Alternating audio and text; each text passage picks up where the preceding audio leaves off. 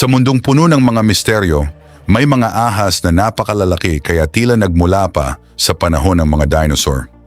Mula sa higanting sawa na lumutang sa rumaragasang baha sa Thailand hanggang sa nakakatindig balahibong king cobra na kayang tumayo ng halos kasing taas ng isang tao. Ang mga kuhang ito ay nagdulot ng takot at pagkamangha sa milyon-milyong tao sa buong mundo. Sa Florida, isang napakalaking Burmese python ang nakitang gumagapang sa gitna ng kalsada sa Everglades, isang invasive species na nagdulot ng malaking pinsala sa lokal na kalikasan dahil sa walang habas nitong pangangaso sa mga katutubong hayop. Habang dumarami ang mga kuhang nagpapakita ng higanting mga ahas, lalong tumitindi ang tanong, may nabubuhay pa kaya sa kasalukuyan na kahawig ng sinaunang titanoboa? Sa Australia, isang napakalaking carpet python ang nakitang gumagapang sa bubong ng isang bahay. Bagamat hindi ito makamandag, sapat ang laki nito upang takutin ang sinumang makakakita. Sa kailaliman naman ng Amazon, isang misteryosong nilalang ang nakitang lumalangoy sa ilog.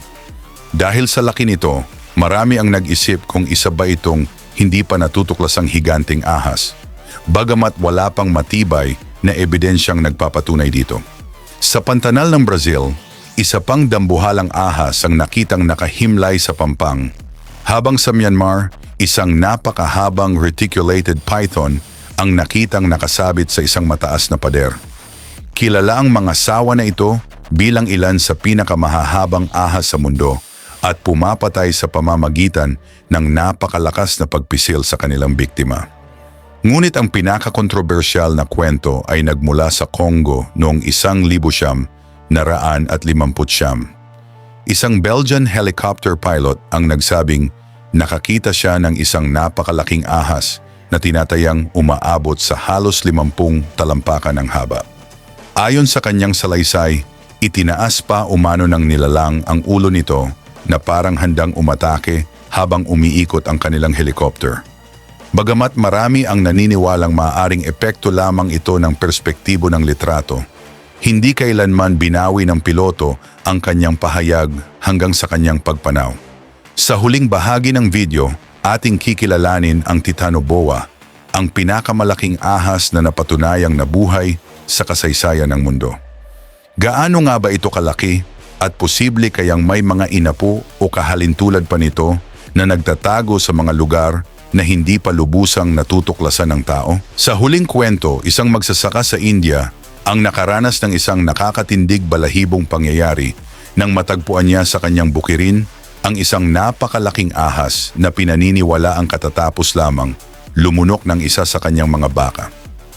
Kitang-kita ang napakalaking umbok sa gitna ng katawan ng ahas, patunay na katatapos lamang nitong kumain ng napakalaking biktima. Sa halip na tumakas, buong tapang na nilapitan ng magsasaka ang dambuhalang reptilya at nagawang itali ito gamit ang isang lubid. Ang video ay mabilis na kumalat sa internet at nagdulot ng matinding debate.